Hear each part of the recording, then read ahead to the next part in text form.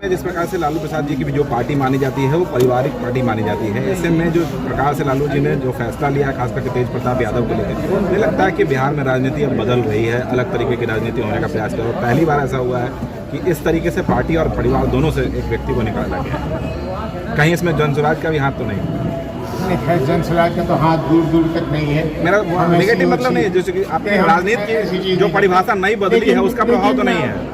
लेकिन आपने दो प्रश्न पूछा है, दोनों का उत्तर देता हूँ। एक तो प्रश्न तेज प्रताप जी मतलब लालू जी के लड़के से संबंधित है और घर में उनके कुछ विचित्र घटनाएं घटी। मैं उस पर बिल्कुल टिप्पणी नहीं करना चाहूँगा, सिवाय इसके कहने के कि इंसानियत के तौर पे मुझे लगता है कि जिस अवस्था में लालू जी हैं और जैसी उनकी तबीयत है, मुझे चिंता होती है कि उनको इस अवस्था में ऐसी समस्याओं का सामना करना पड़ रहा है, चाहे उनका वो पारिवारिक मामला है। इस मामले पर मैं एक चीज़ और नहीं बोलने वाला। दूसरी बात, अपनी पार्टी से उन्होंने किसी को निष्कासित किया है या निलंबित किया है, उस पर भी मैं नहीं बोलूँगा।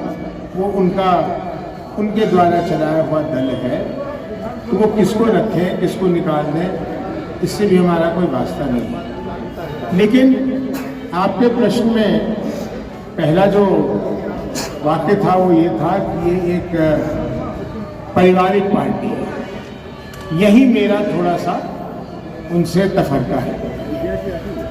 परिवारवाद वाली पार्टियां सिर्फ अपने परिवार के सदस्यों के लिए चलती है। मैं कल कोई मुझे सुना रहा था, एक यूट्यूब में प्रशांत जी कहीं बोल रहे थे, मैं उस बात से 16 आने 100% सहमत हूँ कि लालू जी पब्लिकली ये अनाउंस कर दें कि मैं महुआ से यादव जी को, क्योंकि यादव से कहते हैं कि मुझे यादव से बहुत प्रेम है, तो हमारे यादव जी को वो मुख्यमंत्री का चेहरा घोषित कर दें। तो प्रशांत जी ने कहा था, राष्ट्रीय अध्यक्ष होने के नाते मैं उस चीज़ को दोहरा देता हूँ, हम लोग भी उनके समर्थन में चले जाए। देखिए, ऐसा है कि ये जाति की भी राजनीति नहीं करते, ये जाति के नाम पर अपने परिवार की राजनीति करते हैं। उनका बेटा मुख्यमंत्री बने इसकी चिंता है, उनकी बेटी मंत्री बने इसकी चिंता है, यादव समुदाय आगे चला जाए इसकी चिंता नहीं है। और इससे ज्यादा प्रमाण क्या चाहिए आपको? गिने चुने कुछ यादवों को छोड़कर लालू जी और राबड़ी जी के इतने लंबे कार्यकाल में जब वो जो चाहते थे वो कर सकते थे। गांव में जो हमारे यादव परिवार है उनके जीवन स्तर में क्या परिवर्तन हो गया। और इसको कहते कहते आपके प्रश्न के उत्तर में एक और कह दूं कि जो लोग सोचते हैं कि मेरे जाति का कोई मंत्री या कोई सांसद या विधायक या मुख्यमंत्री बन जाए तो हमारा लाभ होगा, नहीं होगा। क्या कुर्मी समाज गांव में बिल्कुल संपन्न हो गया है? यादव जी का तो मैंने बताया नहीं हुआ है। कुर्मी समाज हो गया है? नहीं हुआ है। यहाँ ब्राह्मण रह चुके हैं मुख्यमंत्री, यहाँ राजपूत रह चुके हैं मुख्यमंत्री, यहाँ अल्पसंख्यक रह चुके हैं मुख्यमंत्री, हर जाति के हर धर्म के लोग यहाँ रह चुके हैं। यहाँ हमारे यहाँ अनुसूचित जाति के मुख्यमंत्री रह चुके हैं। यहाँ हमारे पास भोला पासवान शास्त्री जैसे ईमानदार व्यक्ति मुख्यमंत्री रह चुके हैं। लेकिन क्या इन सबों की जाति संपन्न हो गई है? ये संभव नहीं है। अगर विकास होगा तो सबका एक साथ होगा। जब मैं सांसद बना था तो वहाँ पुल था, ये सड़क थी, 2004 की बात बहुत पुरानी है। तो लोग कहते थे ये सड़क बनवा दीजिए, इससे इसको फायदा हो जाएगा। तो मैं कहता था ऐसी तो मैं सड़क बना ही नहीं सकता या पुल बना ही नहीं सकता जिसमें सब जाति सब धर्म के लोग नहीं चलेंगे, ये संभव नहीं है। इसलिए ये लोगों के मन में जो धारणा है कि मेरे जाति का कोई हो जाए तो कुछ हो जाएगा, कुछ नहीं होने वाला है। और अगर होगा भी तो मुट्ठी भर लोगों का होगा, उससे समाज का क्या होगा? अगला प्रश्न सर, एक सवाल टिकट बंटवारे को लेकर के आपके पार्टी में हो रही है कि मुस्लिम को इतना सीट दिया जाएगा, महिलाओं को इतनी सीट, तो स्वर्ण समाज को कितने सीट दे रहे हैं आप? उनकी भी तो आपको- हिस्सेदारी बनती है, आपको उनको क्या गिनती बता दूं या आपका उत्तर दे दूं? नहीं, उत्तर दे दीजिए, कितना सीट उत्तर दे दे रहे हैं? देता हूं। सवर्ण समाज ज्यादातर राजनीतिक दलों के लिए मंडल कमीशन के रिपोर्ट आने के बाद एक बोझ बन गई थी और धीरे धीरे सवर्ण समाज को हाशिए पे पहुंचाने के लिए किसी राजनीतिक दल ने कोई कसर नहीं छोड़ा। आदरणीय स्वर्गीय सुशील मोदी जी ने तो अपने बीजेपी के एक आंतरिक मीटिंग में ये कह दिया था, तब तक मैं बीजेपी से अलग हो गया था, कि कुछ सवर्ण समाज के लोग आगे बैठे थे तो उन्होंने कहा आप लोग पीछे बैठे। जन सुराज का मानना है कि हमारा काम है कि जो पीछे खड़े हैं लोग, दलित हों, अति पिछड़े हों, हमें उनको आगे लाना है। कोई आगे खड़ा है तो उसे पीछे धक्का नहीं देना है। सवर्ण समाज की सीटों से मत जाइए। सवर्ण समाज की ज्यादातर राजनीतिक दलों ने उपेक्षा ही नहीं की है, उन्हें अपमानित किया है। जनसुराज ऐसा कभी नहीं करेगी। जनसुराज मतलब सबको लेकर चलेगी। इसलिए सीटें तो सीमित है, अगर सीटों की गिनती पर चलेंगे तब तो बड़ा मुश्किल हो जाएगा। अब फिर सीटों में हम कहेंगे कि हम पिछड़ों को इतना देंगे, तो पिछड़े वाले अगर हमें लिस्ट दे दे कि हम इतने पिछड़े जातियां हैं, हमें सबको दे दो, संभव नहीं होगा। सवर्ण समाज अगर इतनी बड़ी लिस्ट दे दे, संभव नहीं होगा। लेकिन आप देखेंगे हमारे टिकट के बंटवारे में कि सबके साथ बराबरी का न्याय हुआ है और सीटों से ज्यादा सबको बराबरी का सम्मान मिला है। हमारे लिए न कोई अगड़ा है, न पिछड़ा है, न सवर्ण है, न अल्पसंख्यक है। जनसंख्या के हमारे अनुपात लिए सब मिलेगी बराबर या है। जी, जनसंख्या के अनुपात में मिलेगी या नहीं सीट? ये सब जनसंख्या के अनुपात में जो बात करते हैं राहुल गांधी और लोग, अब तो बीजेपी भी उसी लाइन पे चला है, ये प्रैक्टिकल चीज नहीं है। अगर जनसंख्या के अनुसार अगर टिकट मिलनी हो तो 243 नहीं 1243 सीटें बनानी पड़ेगी विधानसभा में, तो संभव नहीं है। लेकिन सबके साथ न्याय होगा, ये मैं स्पष्ट रूप से कह रहा हूँ। चुनाव मैदान में जब आएंगे भैया, एक तो लाइट इतनी जोर से आंख में लगा। जनसुराज में मुख्यमंत्री का चेहरा कौन होंगे? जैसे राजद में तेजस्वी यादव को घोषित किया गया है, तो जनसुराज में मुख्यमंत्री का चेहरा कौन? भाई, वो परिवार के लिए पार्टी चलती है, उनके लिए घोषित करना बड़ा आसान है। लेकिन मैं तो 3-4 जगह ये चीज को कह चुका हूं कि जो संविधान में विश्वास रखते हैं, उनके लिए जो चुने हुए जनप्रतिनिधि होते हैं, ये उनका दायित्व है कि किस दल को और उस दल में किस व्यक्ति को सरकार बनाने के लिए चुना जाए। लेकिन फिर आप जैसे पत्रकारों ने कहा कि लेकिन आज हो जाए तो किसको कीजिएगा, आज हो जाए तो किसको कीजिएगा। ये प्रश्न में कोई दम है क्या? आखिर चेहरा सार्वजनिक क्यों नहीं किया जा रहा है? चेहरा नहीं होना चाहिए, मैं इसके खिलाफ हूं। क्यों होना चाहिए चेहरा? तो फिर हम चेहरा ही बना देते हैं। आप विधायक हैं, आप विधायक हैं और आप नहीं हैं, फिर जनता का क्या काम? फिर जनता की क्या जरूरत? क्यों चेहरा ले आए? चेहरा लाते हैं लोगों को गुमराह करने के लिए। आज नीतीश जी को चेहरा बना रहे हैं। नीतीश जी की क्या हाल है देख लीजिए कि वो गमला और मुकुट में फर्क नहीं पाए उनको मिल रहा। तो चेहरे की बात मत कीजिए।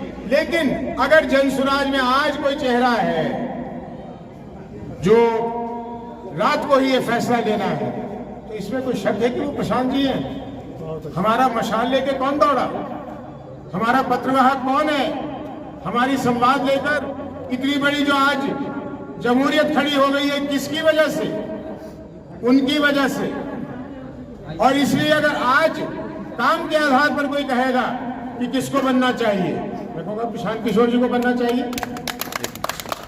लेकिन कल जब ईश्वर ऐसा मौका देगा कि जनसुराज के पास इतने विधायक होंगे कि उनको चुनना है, तो उनका अधिकार हम छीन नहीं लेंगे। और ये सब ड्रामा नहीं करेंगे कि विधायक जो हैं उन्होंने उदय सिंह को अधिकृत कर दिया कि वो एक निर्णय लेने नहीं, गोपनीय ढंग से हो या सार्वजनिक ढंग से हो, वो बताएं कि वो किसको चाहते हैं अपना मुख्यमंत्री के तौर पे, हम उसको बनाएंगे। और इसका कारण है, वो विधायक इसलिए जीत के आएगा कि उस विधायक के क्षेत्र के ज्यादातर लोगों ने उसका समर्थन किया है। तो जब वो किसी की पसंद बताएगा और उसके पसंद के आधार पर मुख्यमंत्री चुना जाएगा, इसका मतलब बिहार की जनता उस व्यक्ति को अपने मुख्यमंत्री के रूप में देखना चाहती है। हर चीज के पीछे एक कारण होता है। ये जो आज बहुत दशकों से राजनीति चल रही है, हम उसके परे चल रहे हैं, हम उसके इतर चल रहे हैं। हम सब वो चीजें करना चाहते हैं जो गांधी जी ने, जो अंबेडकर जी ने बताया है कि देश ऐसे चलाओ, सबको लेकर साथ चलाओ। संविधान तुम्हें मिला है, उस संविधान की साक्षर इज्जत करो, सिर्फ बोलो नहीं, जेब से निकाल के संविधान मत दिखाओ। कल मैं एक अंबेडकर छात्रावास में चला गया, 250 बच्चे थे, बच्चों से बात किया तो आंख में आंसू आ गई। एक कहता है मैं एरोनॉटिकल इंजीनियर बनना चाहता था, फिर मैंने कहा क्या हुआ, कहता धन के अभाव में नहीं बना। लेकिन जिस सहज रूप से उस बच्चे ने ये कहा, वो मेरे दिल को छू गया। उस बच्चा वो बड़ा हुआ है ये जानते हुए कि जिस समुदाय में वो पैदा हुआ है, उस समुदाय को कोई 5 लाख रुपए नहीं देगा उसके बेटे को बनने के लिए। इससे ज्यादा अन्याय क्या हो सकता है? ये अन्याय हो रहा है। बहुत सारे सवाल पूछे मैंने, उन्होंने उत्तर दिया। उनकी कुछ समस्याएं थी, वो तो छोटी बात है, वो तो समाधान होगा। लेकिन मैंने उनसे एक सवाल पूछा, वहां 250-300 छात्र थे। मैं कहा वो छात्र जिनके माता पिता बिहार छोड़कर बाहर नहीं जाते कमाने के लिए, ऐसे लोग अपने हाथ उठाओ। आप लोग हैरान हो जाएंगे और दुखी हो जाएंगे ये सुनकर कि सिर्फ 8 हाथ ऊपर। जवाब तो मैं दूंगा आपको, क्योंकि जवाब हम लोग हर चीज का देते हैं, हमें कुछ छुपाने के लिए नहीं होता। लेकिन मेरा एक सवाल है, सामने बिहार के जनता की समस्याएं 20 वर्षों से यहाँ काबिज है, डमरू बजा के कभी बीजेपी के साथ, कभी आरजेडी के साथ। वो बिहार की समस्याओं के बारे में ना बात करके जन सुराज की फंडिंग कहां से हो रही है, किस वैनिटी वैन में जाकर श्री प्रशांत किशोर जी ने अल्प शौच किया था, इसकी चिंता क्यों? और वो व्यक्ति करता है इसकी चिंता जो अपना पहले हिसाब दे दे। पहले भारतीय जनता पार्टी और जनता दल यूनाइटेड ईमानदारी से एक प्रेस कॉन्फ्रेंस बुलाए और अपना हिसाब दे दे, और राष्ट्रीय अध्यक्ष होने के नाते मुझसे पूछ ले, ये देखो मैंने तुमको बता दिया कि जेडीयू के पैसे यहां से आते हैं, वो डीके टैक्स से आता हो या किसी और टैक्स से आता हो, वो बता दें हमें। बीजेपी वाले बता दें कि गौमांस के निर्यात करने वाले कंपनियों से उन्होंने कितने पैसे लिए हैं। हमें तो गौमाता है सिखाते हैं, हमें तो मारते पीटते हैं उन लोगों को। वो बता दें, मैं ईमानदारी से उनके दफ्तर जाकर सब हिसाब दूंगा कि जन सुराज को एक नया पैसा भी जो मिलता है वो कहां से आता है। तो अगली बार मैं आपके माध्यम से आपके बिरादरी को कहना चाहता हूं, ये प्रश्न मुझसे ना पूछे, क्योंकि एक और चीज, मुझे कटुर भाषा का भी प्रयोग करना आता है, मैं नहीं करना चाहता। मैं चुनाव लड़ने आया हूं, लोगों के बीच जाना चाहता हूं, मैं यहां कटुर भाषा का इस्तेमाल करने नहीं आया हूं। लेकिन अगर वो लोग वादे करेंगे तो फिर तो वादे करेंगे, वो उनकी इच्छा है। मैंने तो उनको खुला एक तरह से ऑलिव ब्रांच दिखलाया हुआ है कि साहब आप अपना काम करें, हमें अपना काम करना।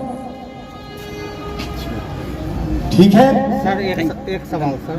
देखिए, ऐसा है कि अगर उन पोस्टरों पे बिहार की जनता विश्वास करती है तो मुझे अपने अकेले कमरे में जाकर सर पीटने से ज्यादा मेरे पास कोई विकल्प नहीं है। क्योंकि मैं ये कहूँ कि ये देखिए, ये पुरुष नहीं है, ये महिला है। और मैं ये बात मान लूँ, तो मैं अब आप क्या कर सकते हैं? ये कर सकते हैं ना, अपने सिर पीट सकते हैं, या जैसे कल देखा आपने कि गमला को उन्होंने मुकुट समझकर सिद्धार्थ के सिर पे डाल दिया, तो आप अपना सिर ही पीट सकते हो और क्या कर सकते हैं। ठीक है।